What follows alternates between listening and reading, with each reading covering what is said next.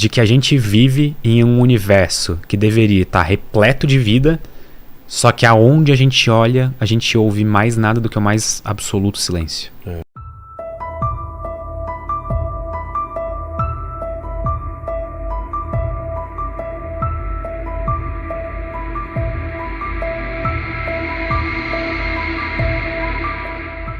Entendi. E falando sobre esse lance de mandar as nossas mensagens, tipo, a gente tentando fazer contato, teve uma época que, cara, foi loucura, né? Filmes do Spielberg, filme pra caramba sobre ETs vindo, a gente mandando mensagem, foi um auê aí. E tem muita gente que fala assim, cara, por que a gente tá falando onde a gente tá? Vocês estão doidos?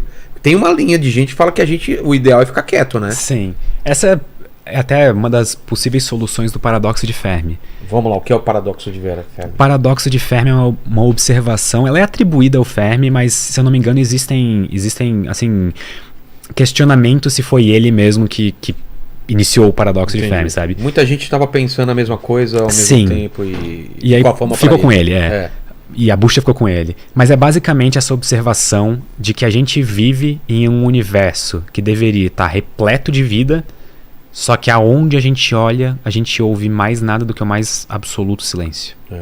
Então, onde está todo mundo? Onde estão todas as civilizações inteligentes do universo? E aí existem várias possíveis respostas para o paradoxo de Fermi. Tem a hipótese do grande filtro, que a gente pode até entrar depois e tudo mais.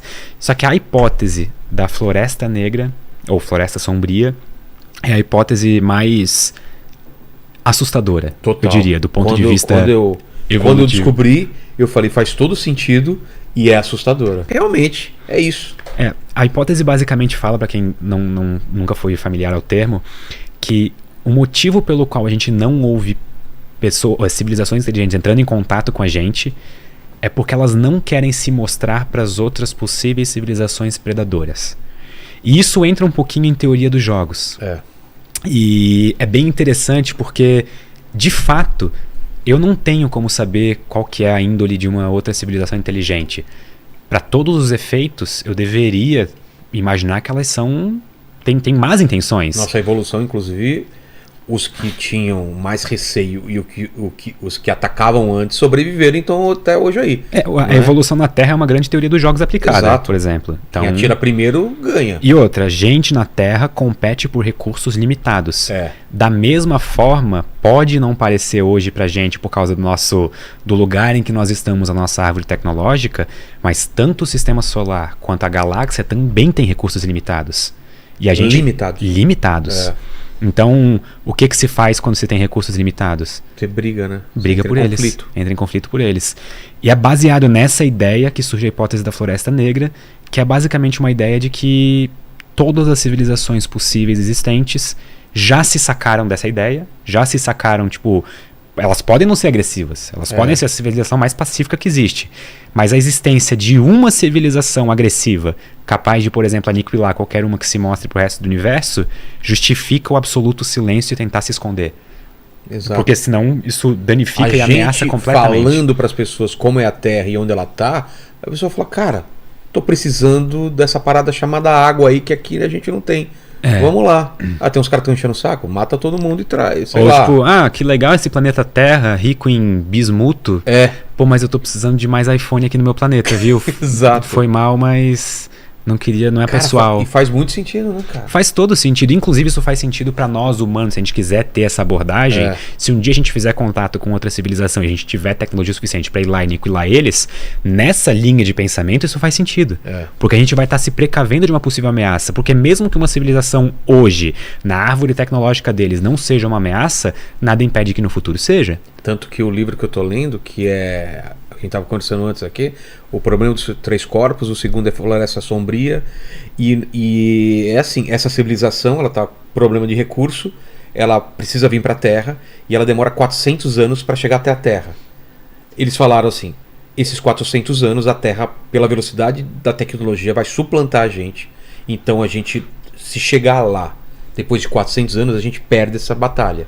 O que é o plano dos caras? Parar a tecnologia, toda a pesquisa aqui, fazer um jeito que aí vocês têm que ler o livro para saber, mas eles têm que estancar e estabilizar a tecnologia onde está, para eles chegarem aqui e ainda estarem muito mais avançados do que a gente. Porque tem isso também, se demora 400 anos, a gente já suplantou e aí ao contrário, a gente subjuga eles. Tem até um efeito interessante relacionado a isso, que eu não lembro exatamente o nome do físico que tem o nome disso, mas quando tu manda, por exemplo, vamos supor que a gente manda uma nave para a Próxima Centauri, Tá. a estrela mais próxima daqui. A nave vai demorar, vamos supor, 100 anos. Até ela chegar lá, a tecnologia aqui vai ter evoluído, que eles não vão mais ser os primeiros colonizadores de lá. Porque a gente vai ter mandado uma outra leva que vai chegar mais rápido. E da mesma forma, uma outra leva vai chegar mais rápido do que essa. Até a gente chegar tipo, no limite tecnológico de Se velocidade vai da luz. um tripulante, ele chega lá e já tem um humano lá. Imagina a tua confusão se tu entra na nave pra ser a primeira pessoa a chegar em outro sistema solar. Aí quando tu chega lá, Tá tem povoado. toda. Tem tipo assim, calma, como tem Alphaville aqui. Né? Não, chegamos, saímos faz 30 anos aqui. Isso ia ser uma Cara, coisa que curiosa. doideira. E o progresso de pesquisa espacial ela acontece assim, a passos largos. Então, não duvidaria nada que esse seja um cenário possível. E a outra, aí você estava falando de uma Floresta Negra e as outras, quais são? Tem também a do grande filtro, de que É raro, é muito rara a vida, é isso? de que provavelmente o surgimento da vida, ele é um dos grandes filtros. A ideia do grande filtro é que existem grandes barreiras no processo evolutivo de uma ou de vida em geral, ou de uma civilização, que impedem ela de seguir em frente. E que isso meio que, tipo assim, se a gente não tá vendo vida é porque todas elas pararam em algum grande filtro. Exato. Alguns grandes filtros que podem ter acontecido durante a história. A grande extinção em massa do grande evento de oxidação, que foi basicamente o que permitiu que a gente vivesse, mas quase extinguiu toda a vida da Terra. Ah, é? Se eu não me engano, foi a maior das extinções em massa. 98% da vida desapareceu. Caramba. Porque as bactérias começaram a produzir oxigênio como subproduto, só que o oxigênio era tóxico para elas. Então elas morreram. Qualquer semelhança com a realidade é mera coincidência. Nossa, velho. Ou outro grande filtro pode ser o domínio de tecnologia nuclear. Quem sabe as outras civilizações se autodestruam antes de chegar num estágio de colonização interestelar ou uma coisa assim. Outros grandes filtros podem ser, por exemplo, uma supernova acontecendo perto, ou meteoros caindo no processo evolutivo do sistema solar. O sol se apagar, né? Tudo isso é... Só que até, por incrível que pareça, de todas as estrelas possíveis do universo, a gente não tá na mais provável para a vida existir. Tem outras muito mais prováveis. Principalmente as que duram mais tempo. Ah, tá. Se a gente pega estrelas menores, um pouco mais frias, tudo bem que a zona habitável fica mais próximo da estrela.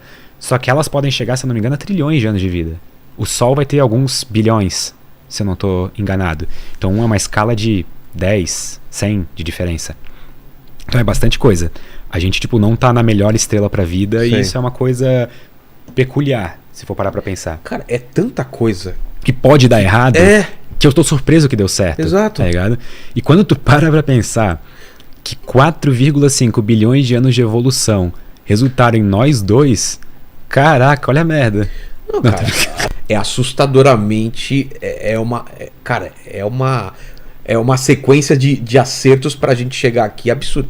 Pra gente, claro que os dinossauros têm uma ideia diferente sobre acertos e sorte. E até por causa do grande filtro, tem uma história de que hoje em dia a gente busca por evidência de vida em Marte. Se a gente não encontrar a vida em Marte, isso é um péssimo sinal. Por quê? Porque significa que provavelmente a gente tá sozinho. Por quê? Porque se Marte um dia foi habitável e a vida não surgiu lá, então a gente é mais raro ainda do que a gente pensava. Ah, entendi. Só que da mesma maneira, se a gente encontrar indícios de vida que sumiu, isso também é uma péssima notícia. Claro. Ou seja, não tem como vida em Marte ser uma boa notícia em nenhum dos aspectos, tá ligado? Porque significa que daí o grande filtro tá na nossa frente. Exato, tá logo ali. E o problema do grande filtro é que não tem um último grande filtro, teoricamente. Sempre vai ter um grande filtro. Sempre vai ter uma nova grande desafio a ser vencido. Cara, isso é uma das coisas que eu queria ter notícia em vida, assim, de algum contato. Mesmo que seja. A gente sempre pensa em vida inteligente, né? E tal, humanoide e tal, mas, cara, até qualquer tipo de vida já seria uma coisa legal de ter, né? Sim. Descobrir. Inclusive, uma das ideias que tenta responder o paradoxo de Fermi é que a gente, no contexto do paradoxo de Fermi, a gente está buscando especificamente vida inteligente. E a gente não encontrou isso até agora, nenhum indício disso no universo. Porém, pode ser que vida em geral não seja tão difícil assim. Entendi. Pode ser que organismos unicelulares talvez surjam quase em 100% dos planetas que têm capacidade de abrigar esse tipo de vida. Isso pra mim é assim, é certo, assim. É Sim, muito só mais que certo daí do é que muito mais difícil de a gente achar as bioassinaturas, que a gente chama. O que é bioassinatura? Uma bioassinatura é, por exemplo, a presença de fosfina na atmosfera de Vênus. Que é faz uma diferença? é uma molécula que é aqui na Terra um produto de uma reação química que está relacionado com a vida e que a gente encontra, então a gente pensa tipo, se isso é a vida aqui na Terra, tipo, é aquele tipo de composto que meio que só está associado à vida, Sei. sabe? Só produção tipo artificial. Então se está aqui, então provavelmente ali tem alguma coisa, sabe? Quando a gente procura, o James Webb está fazendo isso agora, mais ainda do que os outros telescópios, a gente olha para um exoplaneta e a gente olha a atmosfera dele. E a gente tenta entender o que tem nessa atmosfera. Quando a gente procura uma bioassinatura, a gente está procurando alguns compostos específicos que possam ser marcadores de vida. Ou, por exemplo, presença de água. Por que o pessoal procura tanto água? Para ter vida precisa ter água ou dá para ter vida sem água? Existem outros solventes que poderiam ser utilizados para outros tipos de vida, por exemplo, baseado, se eu não me engano, em silício. Tá. Ou coisas do tipo. Mas pro tipo de vida que a gente conhece, a água é o melhor solvente possível, assim, é como se fosse tipo, a água é para todos os efeitos nossos, assim, é o requisito para vida. Entendi. Tanto é que a gente imagina que a vida surgiu na água, aqui na Terra, imersa numa poça primordial. Uma sopa lá, caldão. Eu me pergunto que gosto que aquilo tinha. Nossa, mano, tá louco. Deve ser... Já pensou um dia a gente descobre vida unicelular em outro planeta, daí a gente vai até lá ver assim e daí tipo, o ar é respirável, o astronauta pega e abre o capacete e aí sem querer ele espirra e aí depois de 4 bilhões de anos ele mudou todo o curso de evolução da vida naquele planeta. Cara, por causa de um espirro. Exato. Outra alternativa que você não falou aí é que existe vida inteligente em outros planetas e eles não vêm aqui porque eles são inteligentes. Agora, se existisse vida burra, a gente já tinha localizado. O que é aqui mesmo? Soluções do paradoxo de Fermi é essa ideia de uma espécie de zoológico galáctico, assim, sabe? Em que a série Star Trek brinca um pouco com essa ideia de que quando eles vão para um planeta, um sistema solar, um sistema estelar, que a vida ainda não chegou no ponto de se comunicar com as outras e tipo, noticiar a sua existência para o Império Galáctico, eles têm aquele, como se fosse um pacto de não intervenção. É a diretriz primeira. Isso, que daí eles não interagem, justamente para não mudar o curso da história dos caras. Vai que a gente não tá numa dessa. Exato. Essa é uma teoria que aí bate com esses avistamentos aí, por que os caras não vêm falar com a gente? Porque eles só estão observando. Mas para mim, a nossa melhor a nossa melhor hipótese até hoje de comunicação de qualquer resquício extraterrestre foi o sinal WOW. É mesmo? Todos os outros avistamentos e tudo mais Nada, é tipo... nem tem alguma explicação científica razoável. Entendi. Ou é alguma nave do governo que... Ou aquele Oumuamua. Eu sempre esqueço o charutão. Oumuamua. Então a gente não tem como saber. Por quê? Não tem como... Não emitiu nada de... Não, é só... É só por causa do formato estranho. Provavelmente é um formato bastante peculiar para um asteroide. Cocô no espaço. Ele tem formato de um charutão, assim, sabe? Tipo um negócio, pelo menos a gente acha nesse formato. Só que como a gente não tem como tipo, ir perto para averiguar, ou tipo, ter dados melhores, e ele tipo, literalmente veio de fora do sistema solar, passou por aqui, já foi embora, deu tchau, entendeu? Então a gente meio que também fica... Mas ele não teve um movimento estranho, não teve... Não, ele seguiu uma órbita plenamente confiável, assim.